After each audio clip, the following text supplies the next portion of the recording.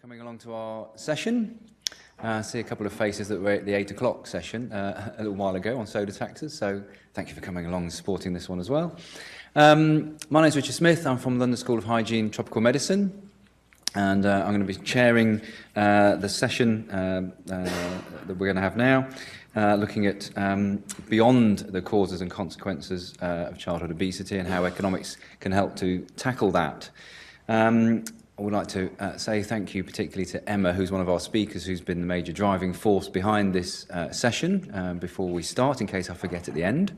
So thank you, Emma, for that. We've got two speakers for this session, so it's a little bit different to some of the other sessions with many speakers in. We have two, so they can have a reasonable amount of time each, of around about 20 minutes or so, and we'll have a bit of time for specific questions to them about what they've presented, but the intention is to leave 20 minutes or so, certainly for more general and wider discussion and comment from people generally. So that's roughly what we'll do. So I'm going to make a few opening comments to set the scene and the background, and also because people kind of drift in, so then people will be here for the serious presentations, and I've just kind of been a bit of a filler for the first few minutes. And we'll hear firstly from Xu-Wen Ng from Gilling School of Global Public Health at UNC in Chapel Hill, who's going to look at fiscal policies. So building on, we've had a number of presentations that some of you may have been to at iHEA this time around soda taxes and taxes on food and kind of sin taxes, as they're sometimes called. So Xu-Wen will be looking at fiscal policies, and then Emma will be taking us beyond those into non-fiscal policies. So we'll cover quite a range as we go through.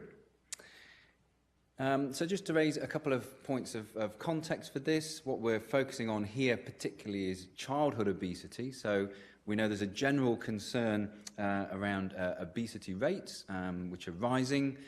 We know there's a great number of those who are now classified as obese or overweight, and most countries are experiencing this trend, whether they're high-income countries or low- or middle-income countries. We're experiencing this general trend towards increasing weight. And that's also true in children as well, and a particular concern because often those children will continue on to be obese and overweight adults, of course. And that's true in OECD countries, so the sorts of country that we are sitting in now and that many of us are from. Very significant issues to do with the proportion of children who are deemed to be overweight or obese across all of those countries, but an increasing number coming in the other parts of the world. And in many countries as well, of course, we have a relationship between levels of obesity and being overweight and social economic status, and we have quite a clear gradient. So this is one just from the UK, from where that I'm from. And we can quite clearly see that as your deprivation index increases, the likelihoods of children being overweight or obese will increase. Also strong correlations with education, so that the more highly educated people are in the UK or in England, certainly seems to be the case that they're less likely to be overweight or obese. So as I said, we've got increasing rates of obesity, not just in general, but very specifically in children. And actually, although we experience that and we can see it in many of the countries that we're in, looking out into the audience, in high-income countries, actually the majority of these are now living in low- and middle-income countries, so it's a real significant problem that is truly global, particularly where the rate of increase for those countries is as a higher rate of increase of obesity than in our more wealthy countries. And, of course, it's related to serious health issues. And, as I said, one of the key concerns, of course, is that those habits that are formed in childhood often carry through to adulthood. And it's well known that those who are overweight and obese in childhood are more likely to become or to stay obese and overweight as they go through adulthood. So that's one thing, is we're concerned particularly here, though, with childhood obesity. How can we prevent childhood obesity or control it and bring it down?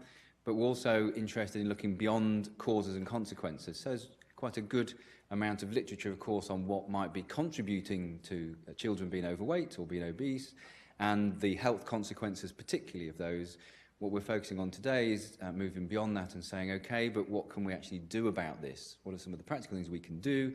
And particularly because, of course, we're sitting in iHEA, what is it that economists can do and can contribute to this particular concern? And in that sense, we will start off with some fiscal measures, we'll move into non-fiscal measures, but the space here for economists to be involved is huge. This is a report from UK Foresight Group, and it's a little bit like a child's drawing. They've just got a pencil and they've scrawled around on the sheet, looking at all the huge amounts of links that can contribute to this kind of big web of causes and consequences of obesity. But they kind of cluster into various ones that range from food production and sort of agriculture and farming through to the environment of the shops and the supermarkets and the outlets and choices that you have.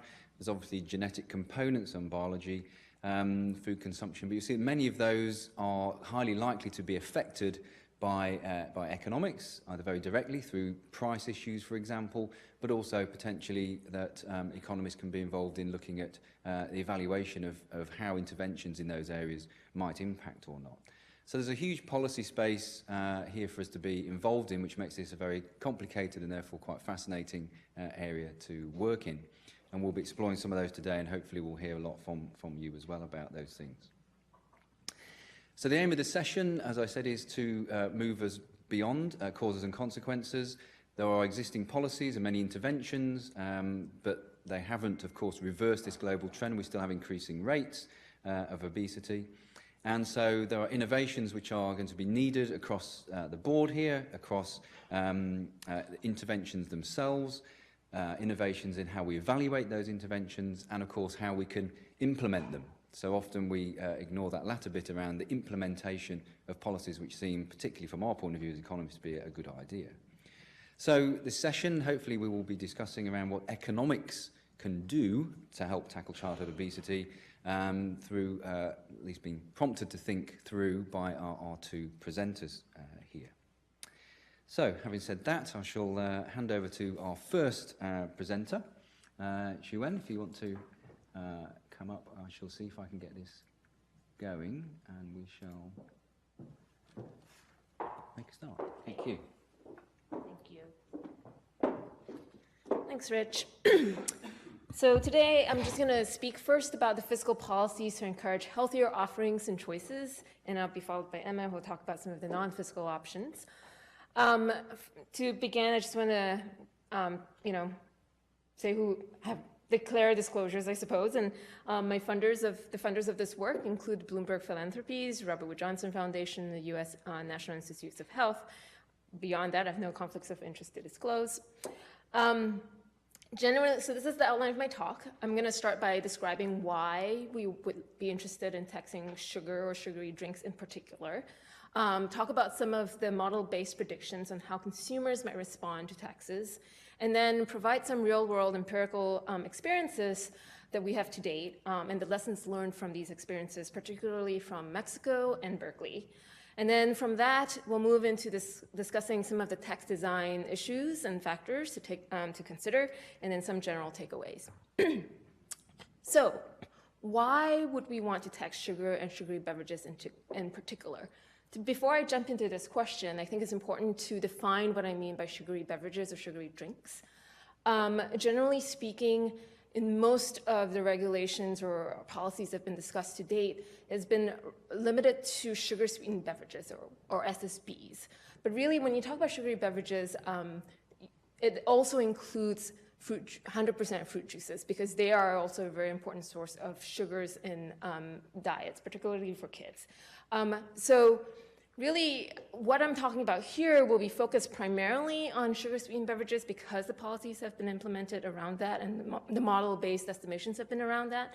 But the area of consideration really should be a little bit broader to include all forms of sugary beverages. So again, why sugary drinks in particular? These are liquid calories with little, in terms of the 100% fruit juices, or virtual or no redeeming nutrients in the case of sugar-sweetened beverages. because the liquid calories, they have different satiety cues, and there's strong evidence that show that there's lack of compensation in terms of the calories consumed in liquid form versus solid form. There are also strong links to obesity, type 2 diabetes, cardiovascular diseases, hypertension, dental caries, and some cancers. There are also, of course, from an economic standpoint, externalities due to healthcare costs, associated healthcare costs to these diseases.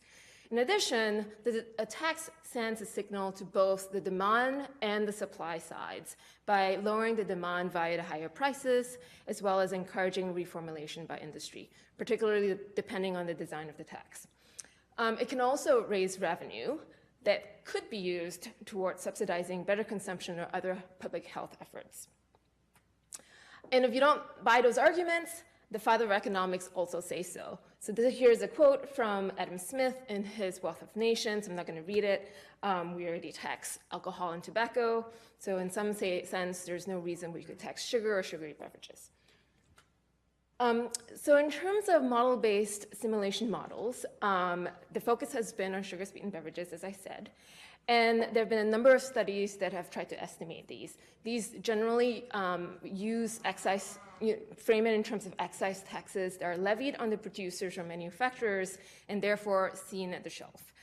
These models assume 100% pass-through of the tax onto prices that the consumers see, and that there are no counter action from the industry to negate these taxes.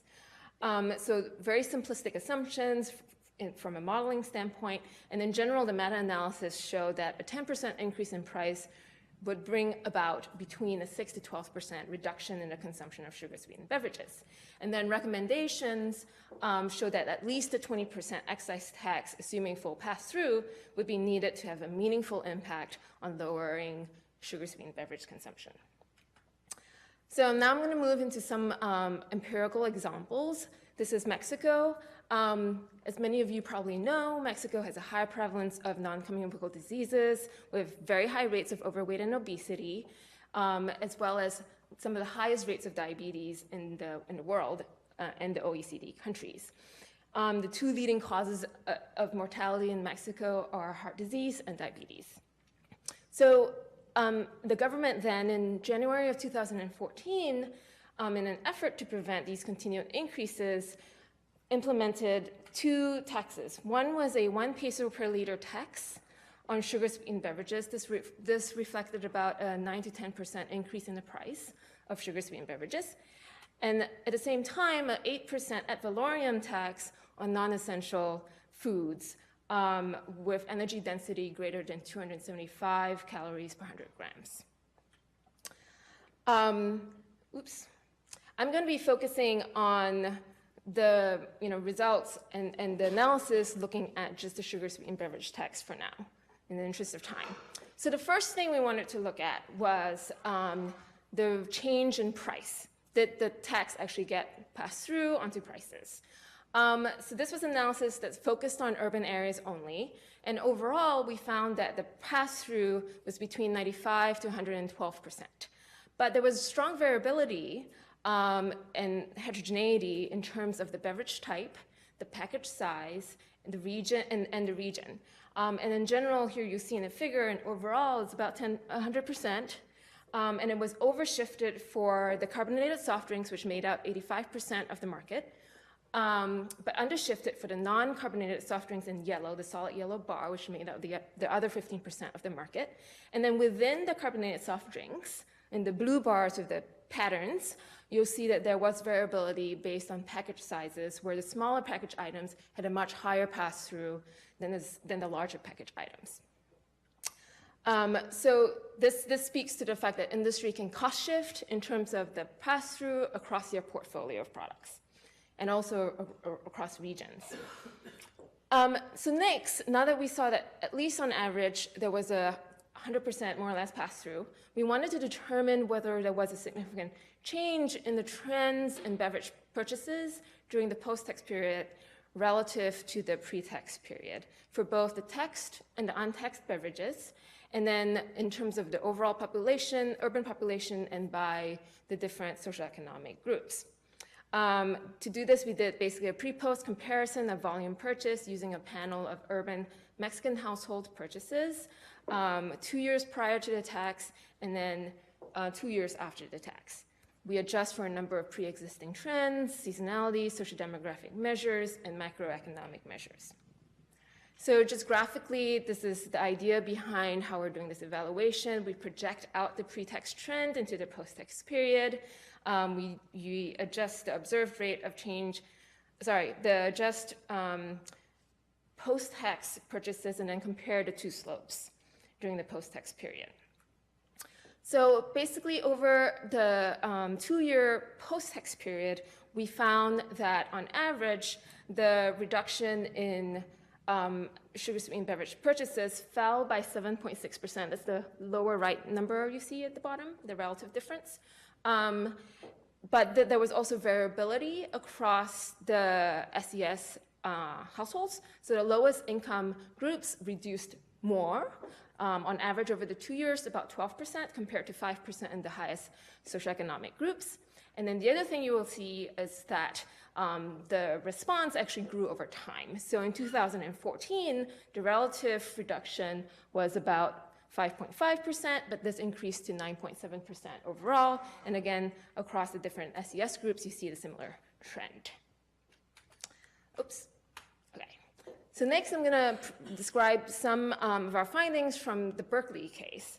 So in Berkeley, there was a 1 cent per ounce tax that was implemented on sugary drinks that started in March of 2015. And similarly, for this analysis, we're going to be looking at the pre-tax period compared to a post-tax period. And the key measures that we're looking at here include the beverage prices, the store point of sales volume, and then the store revenue or grocery bills that the shoppers in that store had. So here we're seeing that the price pass-through, again, was quite heterogeneous and variable depending on the store type, where we saw complete pass-through in the large and small chain supermarkets as well as the chain gas stations, partial pass-through in the pharmacies, and actually a price reduction in the independent corner stores and independent gas stations. In terms of the taxed beverage sales, which came from 2 chains with stores both inside Berkeley and outside of Berkeley. This is why we're able to show the trends for non-Berkeley stores and Berkeley stores. Well, we found that for the taxed beverage sales, there was an increase of those purchases in non-Berkeley stores, but a reduction of about 9.6% in Berkeley stores. And then for the untaxed beverage sales, we saw an increase in purchases of these products in both Berkeley and non-Berkeley stores, of which the majority came from bottled water, and there was a pretty large increase, about almost 16% in the Berkeley stores, whereas there was actually a small reduction in the non-Berkeley stores by about 4%. So in general, we saw actually a win-win-win in Berkeley in terms of an increase in the price of sugar-sweetened beverages, but again, there was some heterogeneity. In the larger grocery chains that the sales data was limited to, we found that the sugar-sweetened beverage sales fell about 10%, but untaxed beverage sales rose 3.5%, such that the overall beverage sales rose slightly. And then there were no change in the store revenue or grocery bill spending in the Berkeley stores. There was another win, which was the use of the revenue in Berkeley. And so there's actually a group that's tracking how this revenue is being used. And the measure D was the effort in Berkeley for the sugar-sweetened beverage tax. And that regulation included the creation of this SSB Product Panel of Experts Commission, which was tasked, and one of the tasks of this commission was to recommend how the tax revenue from this tax was to be spent. And so here I've laid out some of the recommendations and actually implementation of how this revenue is going to be used for 2016 and 17. And the funded programs are actually also being independently evaluated from the revenue from this tax. So this revenue is being funneled back into the community in these ways. One other issue that's really important to consider when looking at these taxes is what does it mean in terms of employment. And in general, studies have found no net change in employment. And work by Dr. Arantxa Colchero from the National Institute of Public Health in Mexico, she used monthly and quarterly data on overall unemployment and employment by sectors in Mexico. And these are the 3 data sets, and basically found very little net change in employment. Lisa Powell at the University of Illinois in Chicago has also done some macroeconomic simulation models of a 20% SSB tax in California and Illinois and its potential impact of employment, accounting for changes in sugar-sweetened beverage demand, substitutions to non-sugar-sweetened beverages, income effects, government expenditures of the tax revenue, and basically found an actually slight increase in employment of about 0.06% in Illinois and 0.03% in California. So in general, you see that the declines in employment within the beverage industry is offset by new employment within the non-beverage industry as well as the government sectors. As an aside, Lynn Silver at the Public Health Institute has also tracked the Berkley city-level food sector revenue and found that that rose 15%, whereas food employment actually rose 7.2% after the tax was implemented. So all in all, what do these findings suggest? First, industry can pass through differentially to cost shift across your portfolio. I've already mentioned this by the package sizes, beverage types, and the store types. And then depending on the market share, which varies by location and beverage types, they can also pass through differentially. For local taxes, it's also going to be important to consider the manufacturer versus the retailer behavior. So one of the things that we don't observe in all of our measurements is that we don't really know how the distributor is passing on your tax to the retailer, and then the retailer making that decision whether or not and how, to what extent, to pass on that price increase that they might experience onto consumers. So that part is a bit of a black box. We only see the end result of what consumers see. We also notice, in the case of Mexico, for example, that the price responsiveness is actually increasing over time, with the lower income households being more responsive, and the higher consumers, in separate work that I didn't show here, are also being more responsive. So the higher sugar-sweetened beverage consumers are actually reducing their consumption of sugar-sweetened beverages more, both in absolute and relative terms. This is progressive for health, especially if the tax revenue is being used wisely. And so in general, taxes can help dampen the demand for sugary drinks and shift the demand to healthier alternatives. We saw some significant substitutions towards bottled water, for example, in both the case of Mexico and Berkeley. And then, of course, that the act of instituting a tax acts as a signal to consumers. We didn't find, so far we've not seen any change in employment due to substitutions within and across sectors. And it's actually really important to consider allowing more time for change to occur. Part of it may have to do with implementation and the time it takes for certain policies to be implemented correctly.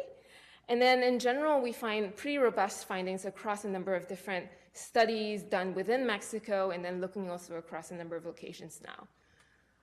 So not surprisingly, sugar-sweetened beverage taxes around the world is starting to grow. Actually, this figure is not quite reflective anymore. India's also had a recent tax on aerated soft drinks, for example. And then it's also growing within the US in localities, and there are now 9 locations in the US that have some form of excise sugar-sweetened beverage tax of about 10% or higher. And then, of course, across the pond, in the UK and Ireland, they have a tiered tax based on sugar content, where products with less than 5 grams of sugar are not taxed, but those with 5 to 8 grams per 100 ml of the product are taxed 18 pence per liter, and then the ones with higher sugar content of 8 grams per 100 milliliters are taxed 24 pence per liter. This was announced in 2016, when it's expected to start in April of 2018. And the idea behind this design was really to encourage reformulation on the part of manufacturers. My concern with this design, it has to do with how much of reformulation might occur given the thresholds. And I'm personally worried that it might only encourage manufacturers to reduce their sugar content to just below 5 grams and just below 8 grams. But reformulations are already purportedly occurring in the UK since the announcement in about a year, 3 months ago. So it'll be interesting to track how products are changing over time in the UK and Ireland. I think there are additional issues that still need more evidence. Is it better, is it more effective in terms of reducing consumption of sugar and unhealthy beverages to tax based on the sugar content versus food groups or beverage groups? Can you combine unhealthy taxes with healthy subsidies, for example, so in that type of fiscal approach? And what combination of factors in the design works better or best, if we can go that far, in order to minimize industry's counterproductive strategies or response, to encourage industry's productive responses, and then to encourage consumers to shift away from the unhealthy products to the less unhealthy products, and then to the healthier and finally healthy products. So, this is going to be a gradual approach. I think it will be unrealistic to expect consumers to just switch altogether 180 degrees from one day to another because of a tax. And then can this be universal or does it have to be context specific in terms of the country or the city or the location of where this policy is being implemented? And then more importantly, do fiscal policies, whether they're taxes or subsidies or a combination of these, narrow or widen disparities, both in terms of urban-rural, income groups, race, ethnic groups, and then also across countries. Another area that is still, I think deserves more attention, and some of the newer evaluations should try to incorporate this if they can, is to look at the cross-border sales. Although I would argue that this is probably less likely to occur compared to something like tobacco, because beverages are kind of heavy and difficult to transport. And right now, the prices of beverages are relatively low that, one has to consider that is it worth transporting all these beverages across the border to avoid a tax, right? Compared to something like cigarettes that are smaller and more expensive per weight. And of course, any other unanticipated or unintended consequences that we should be keeping our eyes out for. And finally, I want to kind of put some of the earlier findings in context. So in Mexico, we found, at least in the first year, about a decline of about what works out to be 12 milliliters per capita per day. Put the 12 milliliters in context of the growth in beverage volume, sugar-sweetened beverage volume sales since 1999 in Mexico. So on the left, you see in the cases of the carbonates, and then you see this huge upward trend. Note the axis and what the values on these axes are.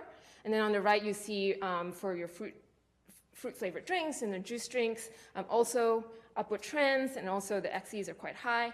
That 12% is a drop in the bucket compared to these numbers, right? It's good. We have a long way to go to bring the levels of consumption back down to what they used to be. So what qualifies as a tax working? So we've heard that phrase in the earlier session this morning, at 8 o'clock session.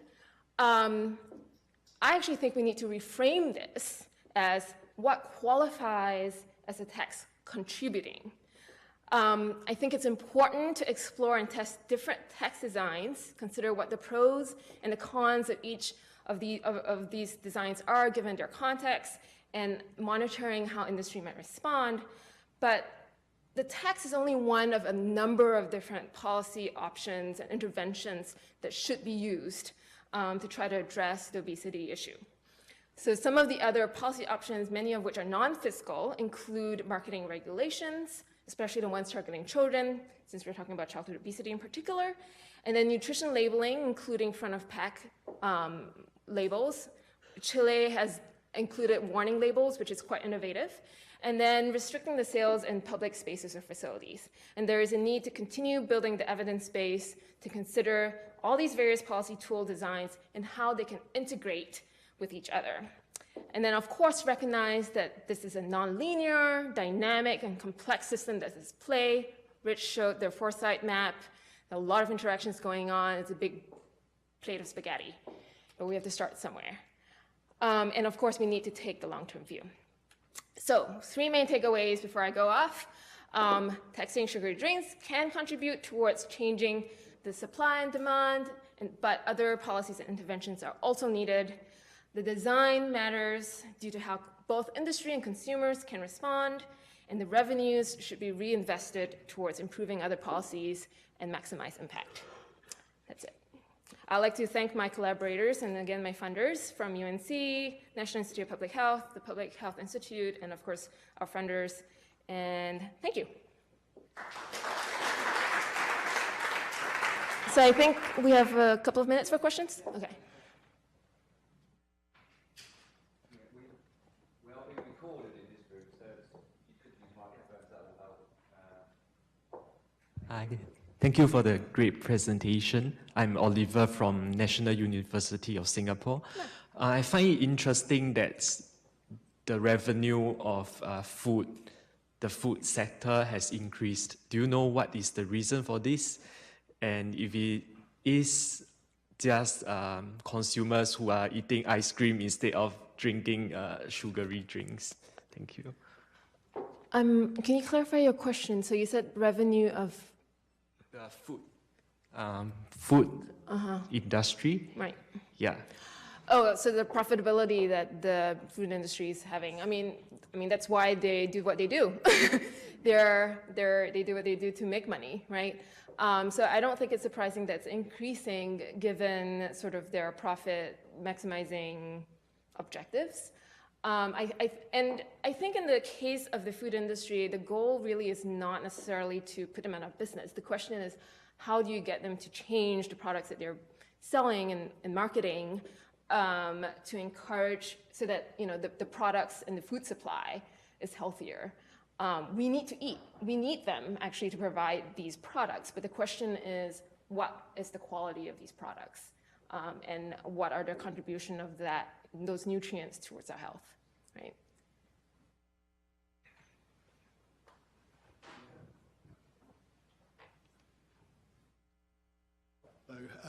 Harith Al-Janabi from Birmingham. I was interested in one of the last points you raised about reinvesting the money, because I didn't go to the first session, but I guess sort of taxes on sweet drinks are regressive and they hit the poor disproportionately. So I quite like the idea in Berkeley that the money was reinvested in community projects, which again would then benefit the poor disproportionately. And I wondered if your sense was that that was something that across other jurisdictions they were trying to do, that money raised from sort of soda taxes would be reinvested to benefit the sort of low-income groups. Yeah, I think definitely the framing of the tax and what the revenue from the tax is going to be used for shifts the public opinion and support or lack of support for the tax. In the case of Berkeley, it was clear from the beginning that the motivation was health-related, and they did talk about, redirecting the revenue for community efforts, and they created this commission explicitly to do that. And then in some of the countries now, I think they're considering, they've built in language within, in localities, they've built in language within the regulation to also speak towards how the revenue is being used. Now, I think in the national or federal level type taxes, it's much harder. Most ministries of finance do not like the idea of earmarking.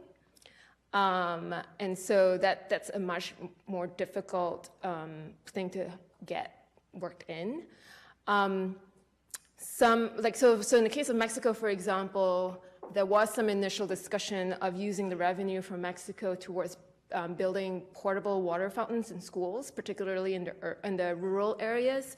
But that's only happened in like a few locations. That's not happened to the extent that advocates had really pushed for. So I agree. I mean, I think there needs to be, from the role of health economists, I think maybe one of the things that should be considered is how to advise governments to build in that use of the revenue in reinforcing ways to the objectives of the tax.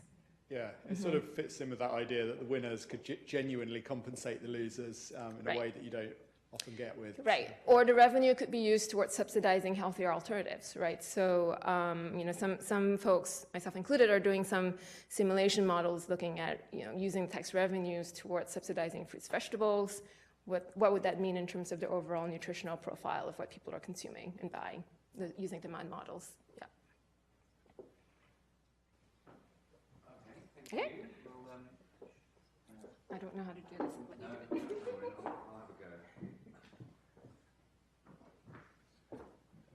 On that last point as well, just say about the UK, about policy consistency and inconsistency. So the UK levy, which you introduced, and indicated that that was designed to increase product reformulation. So if it reformulates the product successfully, of course the tax isn't passed through. There's a zero pass-through because you don't need to have a tax on it because you've reformulated. But at the same time, the revenue, which is going to come from that tax, which might not actually occur, is going to be spent on educational initiatives. Now, the way government expenditure and income works means that they'll have to commit to spending that money before they get any in from the tax. And so what they'll have then is an interesting situation of spending money on something and having no income to pay for it, and then will they remove that policy on education is going to be an interesting topic. So it picks up this idea of complexity of how we are going to evaluate and even implement some of these initiatives. So I think it might be something we want to come back to when we have a more general discussion. But for now, we'll move on, and I introduce Emma Frew, who is a reader in health economics, I think at the Institute of Applied Health. Is that now right? At your place? Applied Health Research at University of Birmingham. Thanks, Emma. Hi everyone, morning. So I guess what I want to do for the next 20 minutes is tell you a little bit about my experience of working in the UK, both as an academic health economist based at the University of Birmingham, but also I have an NIHR funded fellowship to work directly with Birmingham City Council to help inform policies to tackle childhood obesity. And I've been working with them really closely for the last 18 months.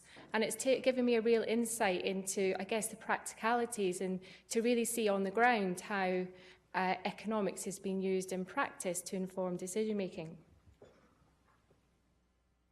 So I guess I see my role within the council as someone there who's trying to bridge this gap between the evidence that's being published in the academic literature and I guess how that evidence is being used in practice to inform the policies or to inform strategies as to how we are going to start to think about reversing childhood obesity. And I'm sure many of you that are in the room will know that there's been a real movement within public health research away from consideration of this linear causal individual effect towards considering systems at the population level. And this is with a real understanding that you can have small effects at the individual level, which can lead to quite large changes at the population level. And I think, you know, we've all agreed and we've adequately shown in the last session and indeed with Shuen's presentation that obesity is a systems problem. It's an excellent example of an issue at the systems level, where we've got all these components that are interconnected and they're interacting with one of the other, and none of the parts of these systems are independent.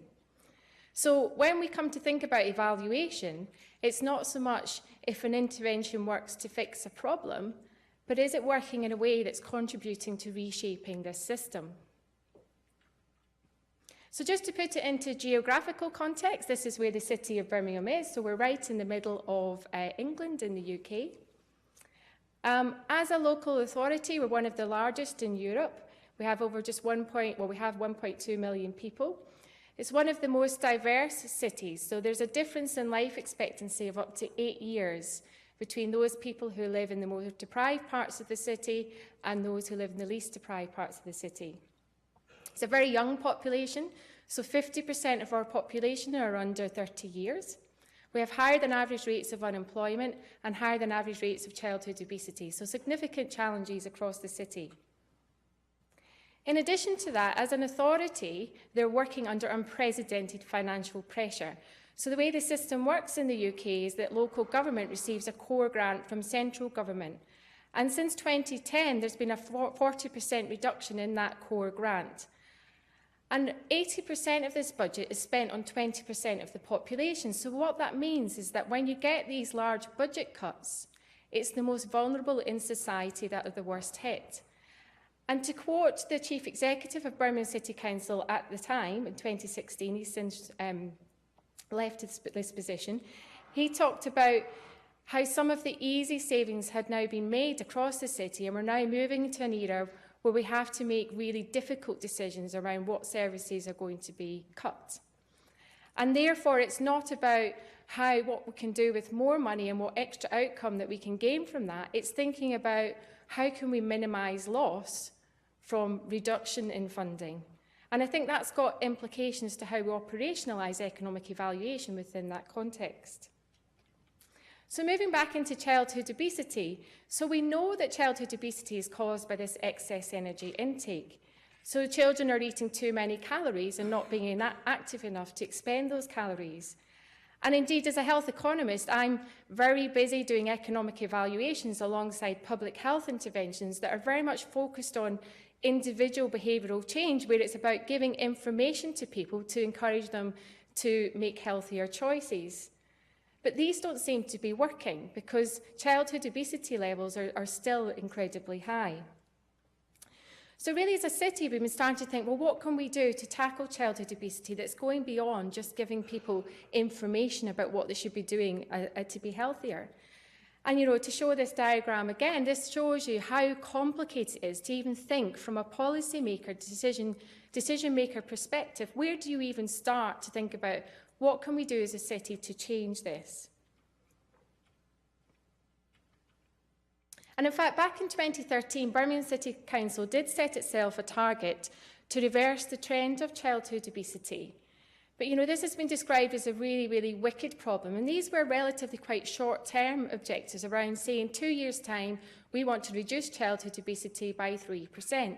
And it's taken us decades to get to the levels that we're at now. So my view is it's going to take us decades to get back to the levels that we want them to be at.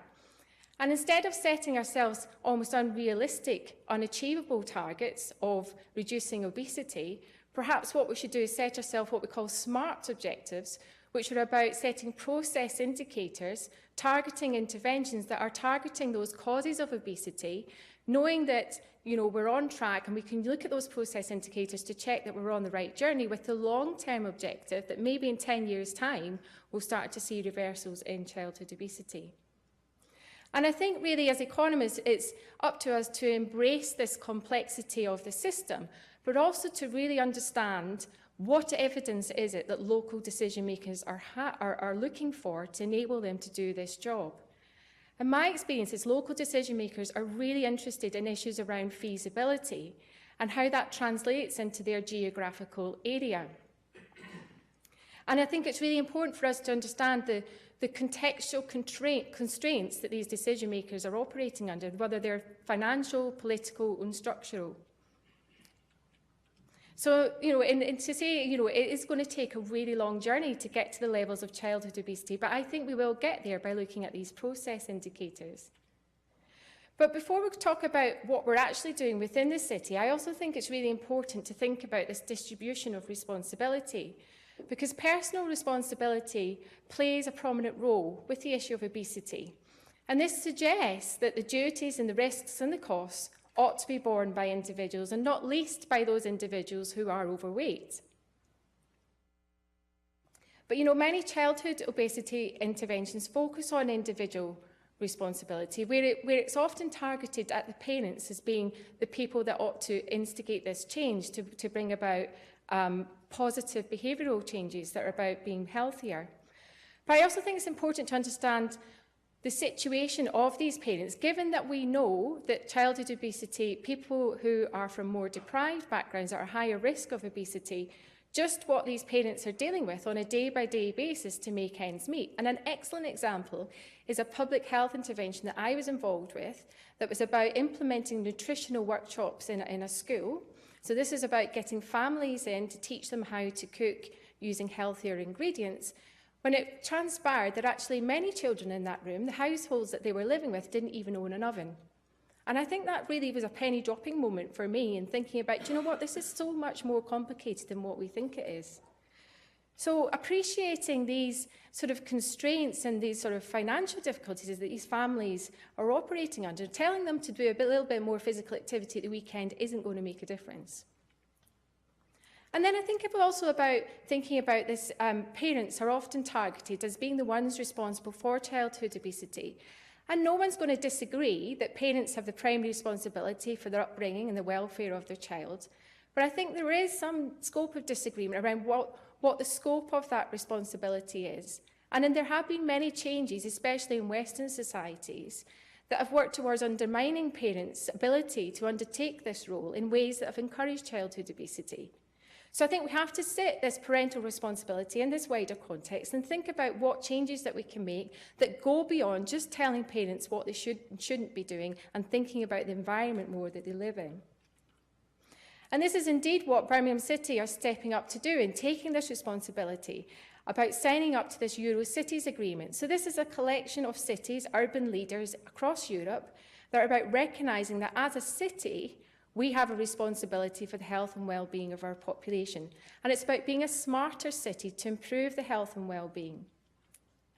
So to go back to this foresight diagram, what I'm going to do is I'm going to take each component part in turn and describe what the city are doing to try and tackle childhood obesity. So the first thing that we're doing is that there's a think tank organisation in the UK called the Food Foundation. And the Food Foundation have this really interesting initiative, which is a recognition that people are not eating enough vegetables. So how can we as a city change this? So again, this is thinking about the supply chain of food, right through from seed to plate, in terms of how does that food get from the farms to our plate. And working through that supply chain and identifying the levers in that supply chain where we can implement change, which will be about increasing the uptake of vegetables. So this again is thinking about the availability, acceptability and the affordability of veg offer in various parts across the city. So working within that framework, we've got a new project that's about to start in the south of the Birmingham. So this is a particularly deprived part of Birmingham, where I've got a PhD student who's going to start in September. And this is about thinking about what interventions can we put in place in small convenience stores. So many of you will have heard of food deserts, where people live in parts of the city where they really have very limited access to healthy foods. So in recognition of that, it's going into these small convenience stores and thinking, okay, what interventions are available to us that we could implement in that setting that might bring about this positive behavioural change.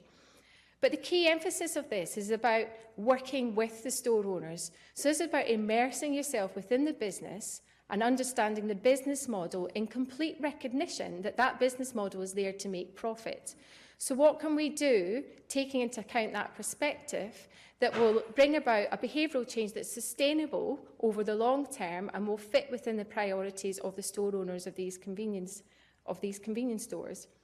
And it's also about looking at the evidence within the literature, working with that evidence, implementing that intervention, refining the intervention, and then re-evaluating. So almost like a real natural experiment evaluation, and that's what the decision makers want to know.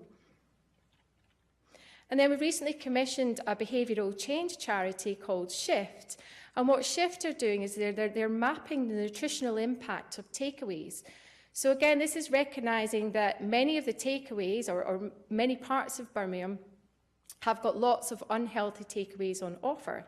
So this is about working with the communities to understand with the communities what sort of foods would they demand that could be a realistic substitute for these unhealthy takeaways. And then thinking about the vending, the mobile vendors, is thinking about where do we locate those vendors where we can maximise sales, where we can maximise sales to the right target groups. So in other words, school children coming home from school. Do we locate the vendors where we know they're more likely to buy a healthy takeaway as opposed to an unhealthy takeaway? And is this a realistic alternative where we know we can set the price that will generate enough sales, that will pay the vendor enough money in order for this to be a viable business model going forward? And again, it's with this key thing about sustainability, because that's a key objective of the council. And then thinking about other parts of the food system, so we're looking at the catering service within schools. We're working with our major catering supplier, thinking about how can we change the menu to have a more healthier offer within schools and evaluating that alongside. Looking at planning policies, this is another key drive within the Council, so incorporating public health objectives within the planning and saying, can we work with the planners and say, right, let's ban fast food restaurants near schools. Let's restrict the number of fast food outlets that are allowed within large retail spaces. And offering chefs apprenticeships. So this is about training chefs and getting them skilled up to be more innovative with vegetables in the hope that those chefs will then go back into the restaurants and those skills will filter out across the city. But then thinking as an economist as well, it's also important, so that's all very well, but then it's also important to recognise that food plays a huge economic role within the city. And in fact, there's this real economic tension within local government about attracting investment into this local food industry, but also protecting the health and well-being of the population. So it's a key priority of local government to boost economic growth.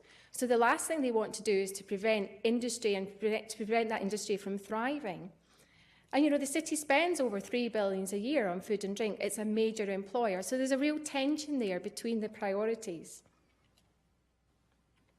And then thinking about the activity side of the foresight diagram, so this activity section. So what a really nice thing that we're doing is we've used planning money, so this is a separate budget almost within the local government pot. We've managed to convince our local politicians that this would be a really good use of this planning money to fund an RCT in the south of Birmingham that's about looking at the cost effectiveness of the daily mile. Now, the Daily Mile is something that's really taken hold in the UK, and this is about getting children to increase their daily activity. So every day, for an extra 15 minutes, children run, and that approximates about a mile. And this is in addition to physical education within the curriculum, and also in addition to break time. So within that trial, we're measuring costs, and that's costs from a wide perspective: quality of life, physical activity, well-being, educational attainment, and obviously weight. And, you know, the Daily Mile Foundation has flagged this as their flagship research study. It's going to generate really robust evidence around this intervention. Also, as part of the larger Birmingham transport strategy, they've decided to give 4,000 bikes out to people who live in deprived parts of the city and fitted those bikes with GPS devices. So we can monitor usage. And one of my master's students has done a cost-benefit analysis around this using the HEAT model and showing that if the activity of the bikes are sustained, then this initiative will pay for itself in 5 years. Now, that's the way that that's the way the decision makers want the evidence to be communicated to them. It's about payback. It's like, if we invest this amount of money now, how long is it going to take for us to get payback? And then also, in addition to that, we have a Birmingham Be Active programme. So this means that everyone who has a Birmingham City postcode can get access to leisure centres at certain times of the day free of charge. And we have done a Markov model to estimate the cost effectiveness of that, and shown that to be a highly cost-effective use of public money. So then moving on to societal influences, so thinking about what we can do to influence society. Now, remember I said that the council are under real financial pressure. So the days of where the council would be somebody who could be there to commission services have long gone. So it's daily thinking then, well, what can the council do to support the community for them to bring about positive behavioural change? So a really innovative thing that the city are doing is that they're using Crowdfunder as an online platform to raise money for ideas that are coming from the community. So this is about saying to the communities, what are your ideas around what we could do to tackle childhood obesity? And if they can demonstrate enough support from the crowd through raising funds through this crowdfunder mechanism, then the council will match fund that. And so what we're left with is a really kind of quite unique funding system where we've got interventions that are being part funded by the council, but also part funded by the community. And that brings about some sense of community ownership over that intervention, which will increase its sustainability going forward. But it does raise questions about economic evaluation, because how do you assign opportunity cost to a pound that's come from the crowd versus £1 that's come from the council. So it's sort of real kind of methodological challenges there. And then there are other things that are happening across the city about bringing communities together, kind of fun days where you go along to parks and you learn about all the healthy activities that you could be doing across the city. And this is in the spirit of this community sustainability, community partnership, which is a really important priority for local government. But, you know, I have had frequent conversations with the Director of Public Health in the city, and I just thought I'd share with you some reflections and some thoughts that I've had in response to that. Now, he's a scientist by background. He believes in evidence-based medicine. So, you know, he looks at the academic literature to see, well, what does the literature say about what I should be doing that's cost-effective? And in 2 different parts of the UK, he's tried to implement a child weight treatment service that has extremely robust evidence that it's cost-effective in the literature. And when he's implemented that in practice, it just did not work. And the reason it didn't work is that it just could not engage the families. So there's something about, you know, the families not completely recognising that their child was overweight enough for them to access this service. So because they couldn't get parents or families through the door, then the service wasn't viable. So they've had to remove it. So there's now no child obesity treatment services across the whole city because it just didn't work in practice. So I think there's something really there about implementation. And he talked a lot about how I said to him, you know, what sort of evidence is it you would like to see health economists producing? And he said, I don't want to see any more evidence about effects at the individual level. What I want to know is if I implement this, what's going to happen at the population? I want to know about changing risk at the population level. And here's an example to illustrate that approach. So here what we have is a hypothetical distribution of overweight and obesity in a population. Now, if we implement an intervention that's just about targeting those in this distribution that's at the highest risk, so this is about giving people who are morbidly obese treatment, such as surgical interventions, to reduce their obesity levels, then what we're doing is that we're only targeting those in the population who are at very high risk. But what you're left with is a significant proportion of people in the population who are at moderate risk, who are just slightly overweight. And what we're really trying to achieve within public health is implementing interventions that are about shifting population risk. So what you're doing is that you're shifting that whole distribution to the left. So the other considerations I want to talk about is about the importance of aligning priorities. This is about thinking about if we're going to implement interventions, what's actually going to work in practice. So we need to think about the priorities of the big industry. They're about making profit. So how can we work with that to get them to make changes, to take social responsibility, which are about improving the weight status of the population? And indeed, I'm a big believer of natural experiment type evaluations. But then the issue with that is that how generalisable then are the findings to other settings? And I think it's important to think, well, perhaps the results are not directly generalisable, and we accept that, but maybe the theory that's driving those behavioural changes are generalisable to other settings. And I think it's really important that we engage with the public, because I think the evidence in the literature, and certainly evidence around prevalence rates, has shown that this sort of slightly top-down level approach, where we'll tell you what you should be doing and therefore you will automatically change your behaviour, has been shown not to work. And we really need to think about working with communities to get them to tell us what they think we should be doing to help them make healthier choices. So I think in terms of a research agenda going forward, I think as health economists, we absolutely need to be thinking about things at the system levels. We need to be working directly with the decision makers to understand from them what evidence do they want from us to help them implement change at the system level. But we need to do that appreciating the tension and the financial tension and almost the political tension that exists within a system like a city. I think it's important that we tap into all parts of economics. So I think there's no other example like obesity where actually we really need to be broadening our lens beyond thinking just as health economists, but thinking very, very carefully around agricultural economics, transport economics, labour economics. It's all relevant within obesity. So thinking about incentives and markets and what can we do really as economists to help drive change. And we need to combine that very crucial economic expertise with this system modelling. Thank you. some discussion. So shall I take direct questions about my presentation and then we can move to a wider discussion? I put some discussion points up there for the wider discussion, but happy to take questions on any.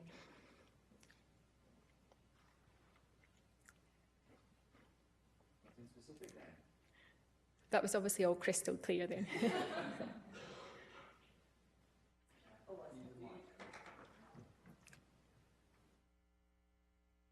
So you referred to bringing in those mobile food vendors with more healthy products, and I wondered if there'd been any work trying to actually improve the quality of what the fast food outlets themselves were selling. I mean, here we had someone from National University of Singapore, and my understanding in Singapore is that the Health Promotion Agency has tried to work with vendors to, for example, use less fat and other things like that. There absolutely is that, and I think that's definitely part of the wider project.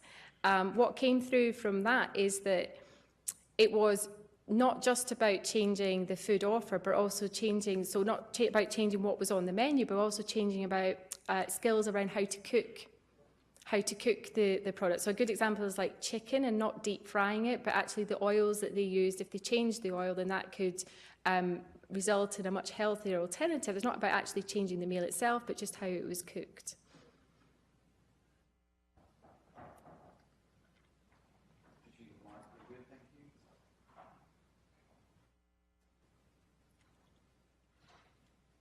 Hi, thank you for the lovely presentation. I'm Devanshu from the University of Texas School of Public Health.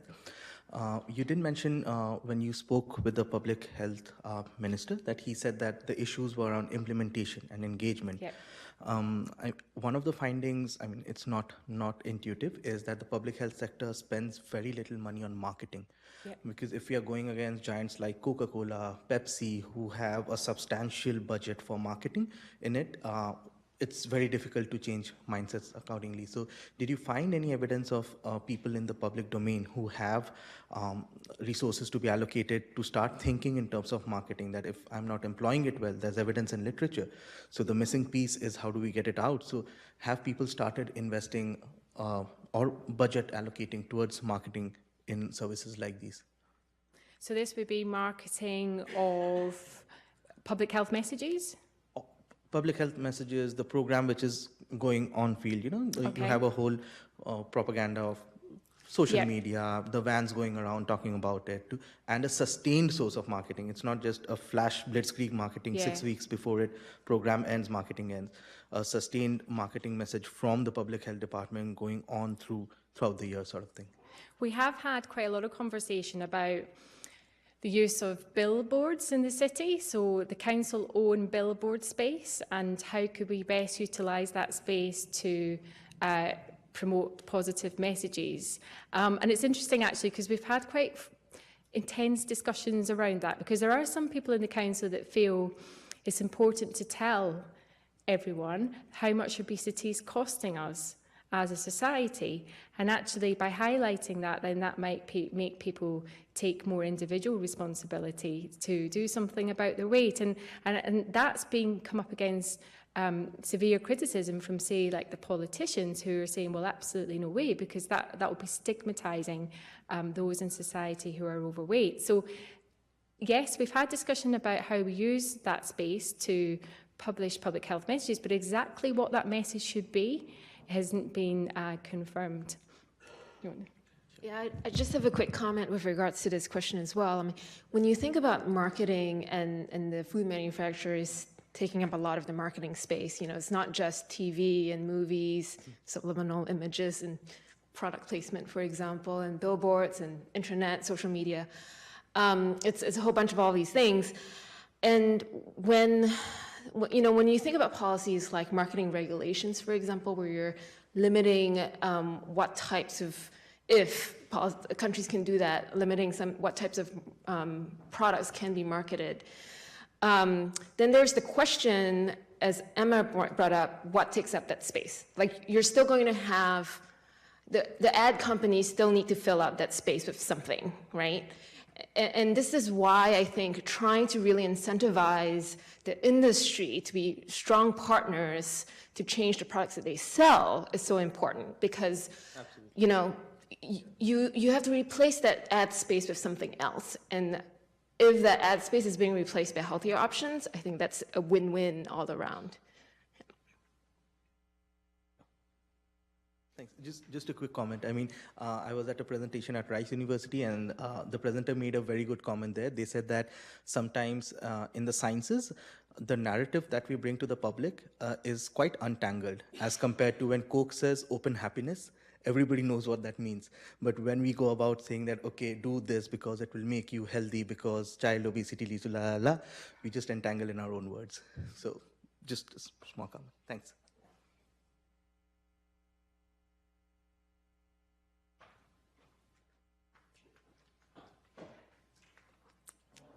Maria Valavo from the National Institute for Health and Welfare, Finland.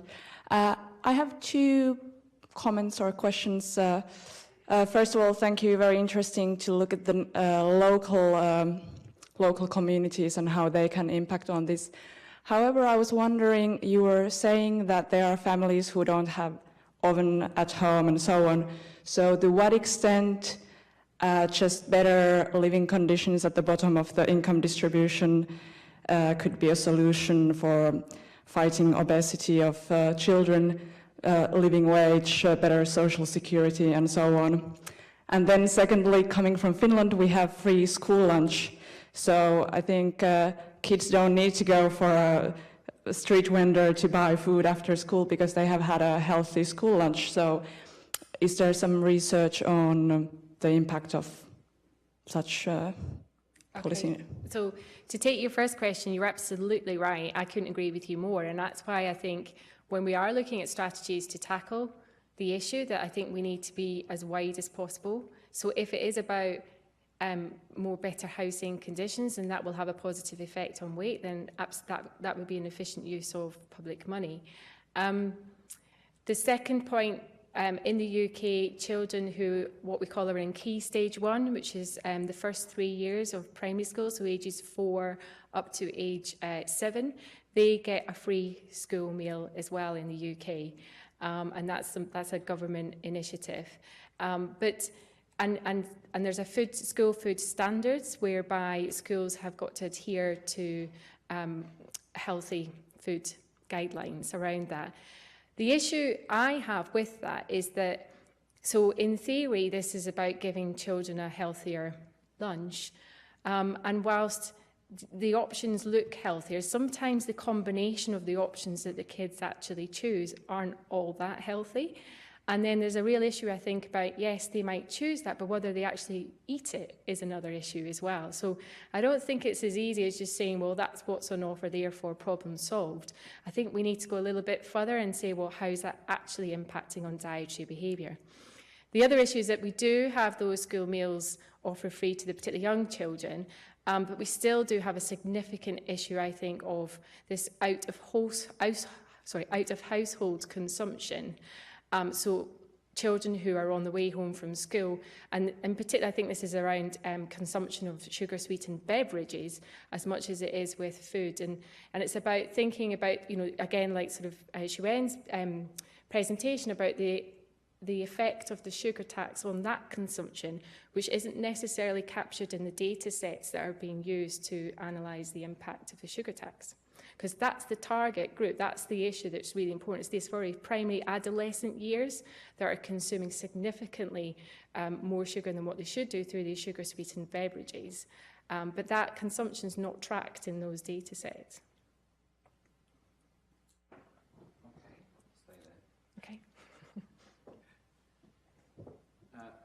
Thank you. Just not work out how to do this. Maybe if you come up as well, then we can. Yeah, well, we've got a microphone there, so we don't all have to crowd around the mic, or an a cappella group.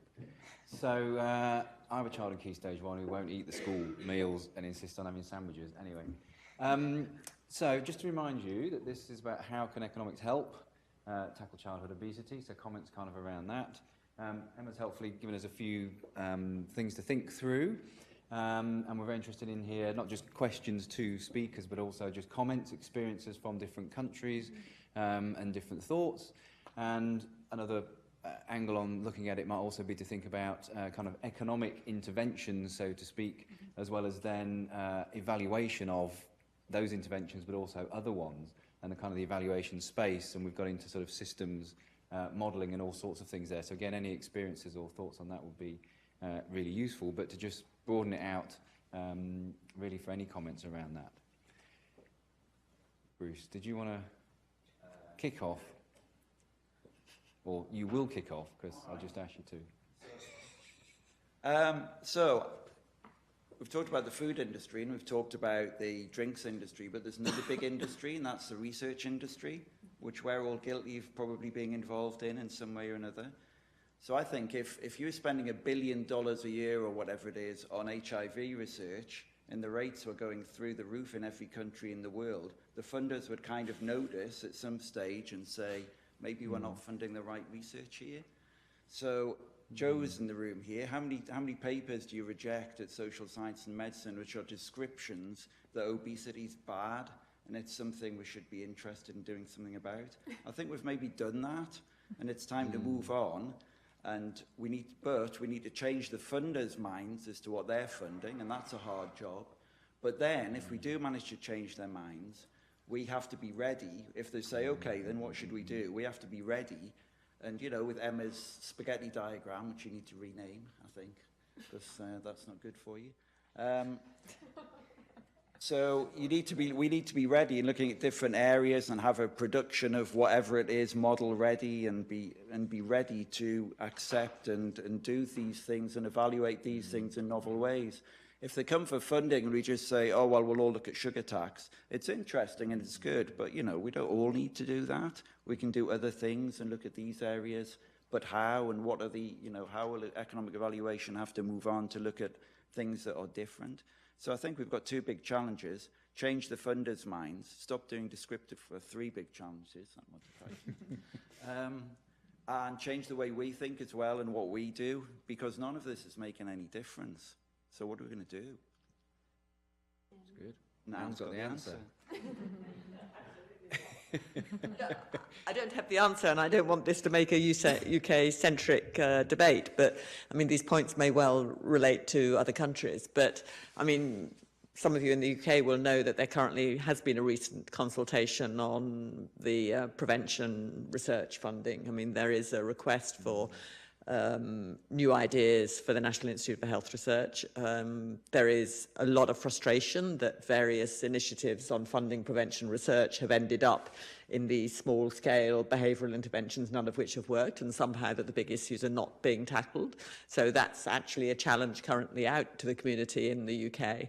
But I think some of the challenges for the researchers is that some of the things they need tackling are not things that the government particularly wants to tackle, particularly to do with the industry. So there is an argument ongoing, I think, about both what sort of research needs to be done and what sort of research is politically palatable. But, I mean, I think there is a challenge out both to the public health and the research community to come up with better ideas because of frustration with the last 20 years of research which hasn't really led anywhere. Yeah, I mean, I want to make a comment also about the timeline issue, which is in the case, particularly in the case of policy evaluations, sometimes they can happen quickly in terms, depending on the politics and just, you know, how things get voted and stuff like that. And there's a disconnect between the real world policy making and research. Even when you think about the funding mechanism, it takes, if it's in the US case, if it's a fast-tracked or like what we call time-sensitive policy evaluation grant, it still takes almost a whole year in a good case, in successful case, to get funded. That's just not realistic when you're thinking about trying to get on the ground and implement a policy evaluation before the policy gets implemented so you have a reasonable baseline. So there's that disconnect as well that I think is useful to think about.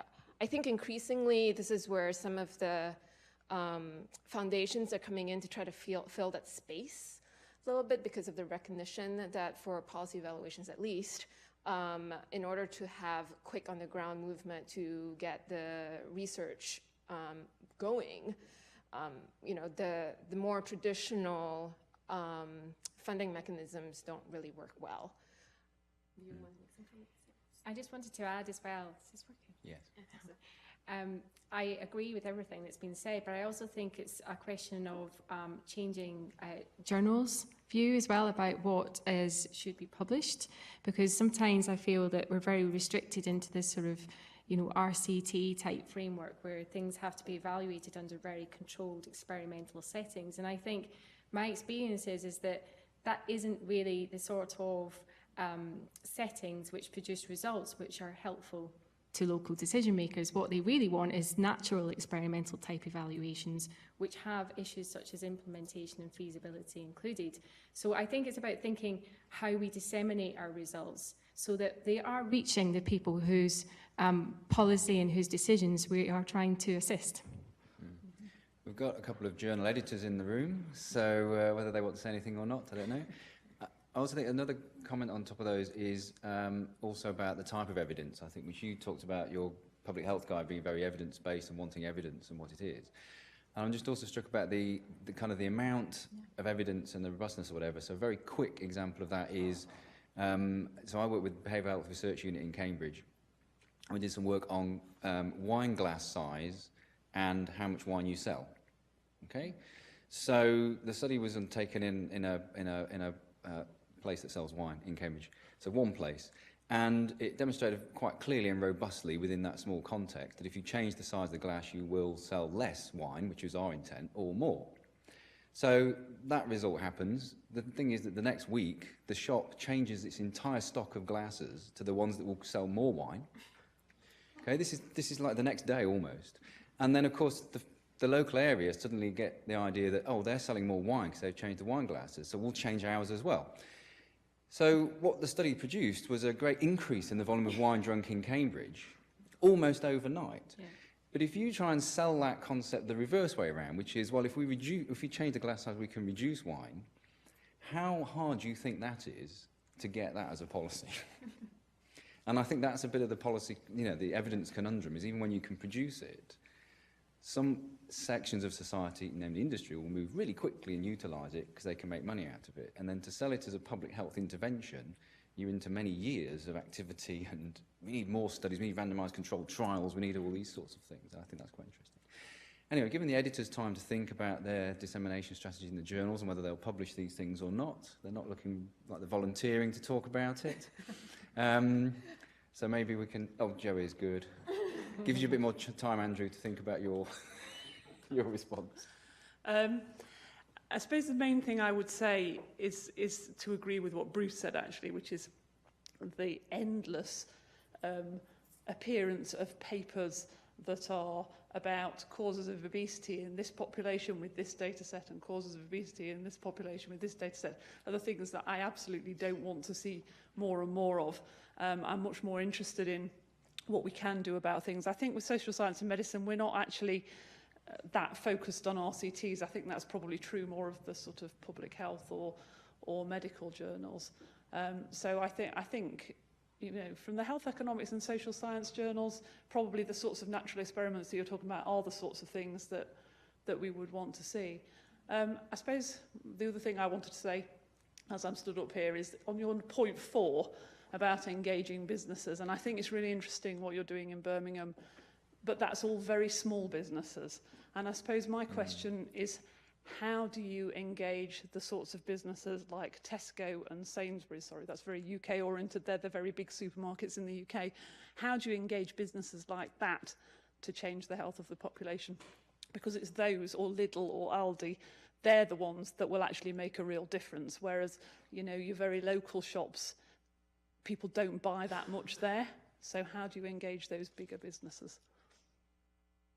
Do you want to pick that up? Or? I mean, I guess it's then comes down, you're absolutely right. I completely agree with you. But then I think it comes back to my responsibility point in that, local decision makers, I think, can only do so much within their jurisdiction. And I think actually that's a central government policy. And yeah, I mean, I think I'm not alone in saying that the recent childhood obesity strategy, it came from the UK government, was very disappointing. So, yeah. So in the US, the equivalent to the Tesco's would be Walmart, really. Big player in the food industry as well. And they did, they made a commitment actually back in 2012 or 13 to this healthy food initiative. And in a sense, when you think about, because they're such a large player and they can really also influence the overall food supply, because then they can get the manufacturers that they sell in their stores, as well as who actually produce many of their store brand products, even though it's sold under a different store brand, to change their formulations as well. So I totally agree that these retailers are key stakeholders to engage. Whether or not their commitments really mean anything, and if they follow through, I think that's a little bit more questionable. So there have been some evaluations in the U.S. looking at the change in the nutrient profiles of the products sold at Walmarts and purchased by households, and they have actually not, changed as much as they did earlier on. And in many ways, they were trying to get credit for things that they had already been doing. So the question then is, right, how do you continue having them make that change and engage them?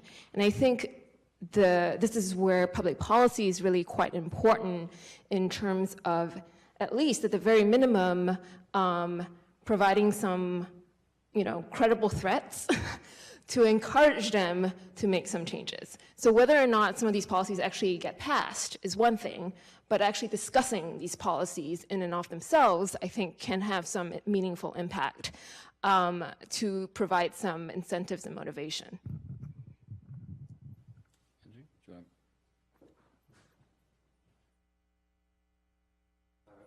Andrew Jones from the University of York. Don't really have too much to add in terms of the question about the journals, although I guess given the title of this session, I suppose one thing that would be nice to see to take the literature further would be moving beyond the impact evaluation and moving on to policy design, mechanism design, and using the insights that come from economics in terms of incentives, in terms of interactions, in terms of sort of equilibrium effects, in actually proposing ways of improving the design of policy, as opposed to passively evaluating the impact of policies that are coming from elsewhere. But I wanted to follow up on the point that Emma made about shifting from an individual perspective to a population perspective in evaluation. You sort of illustrated that using the figure that showed us the distribution of a BMI. What I took from that was the idea of shifting the focus from a particular part of the distribution, those already at particularly high risk, those already exposed to harm, and a focus on the distribution as a whole. But I wondered if it was, again, a sort of slightly broader issue than that. So it's obviously it's interesting to look at the full distributional consequences of a policy, looking across the full range of the distribution, although with obesity, I guess the harm is very much concentrated in that right-hand tail. But again, I wonder whether, when you talk about shifting from an individual to a population perspective, it really is more about spillover effects, it's more about network effects, it's more about, and I think Richard's example of the wine glasses is a nice sort of concrete illustration of that. It's how the system as a whole, the local population as a whole respond, how institutions, companies, organisations respond, as opposed to individual families within society. So it's really, it'd be interesting to hear a little bit more about how you see that shift in perspective from individual to population. Do you want to respond or start winding up? Yeah, I think I don't have all the... I mean, it was more like just to reinforce the message I'm certainly getting from them, loud and clear, is that when I talk about health economics to them, they automatically think about, a cost per quality type approach. And I guess what I was trying to say is that when they consider interventions, it is absolutely just that. It's about thinking less about that how is this impacting one individual in terms of their improvement in health-related quality of life, but how are we shifting that risk profile? And I think it's particularly important in childhood obesity, where much of the initiative is around to prevent children from becoming overweight as much as dealing with those that are overweight. I'm not sure if that answers the question. I mean, I think what Andrew was probably getting at is the shift in social norms, right? So it's, and I think collectively there are a lot of different, both policy level approaches, but as well as intervention-based approaches at a community levels and at the individual level that together starts shifting social norms across the board, and eventually, you know, we'll hopefully all be in a better place. I think the challenge from sort of a research standpoint is norms are very difficult to measure. We measure behavior. We can look at how people, you know, their revealed preferences, for example, what they're buying and where they buy things and stuff like that. And so, you know, that's our proxy essentially for social norms. And, you know, I think the hope is that over time with some of these evaluations and studies, both in terms of impact evaluations, process evaluations, we'll be able to start seeing a shift that's sustained. Yeah, I'm optimistic. Good, thank you. We're at time, so I'm sure, well, I would hope we can continue this conversation as we leave and in other venues.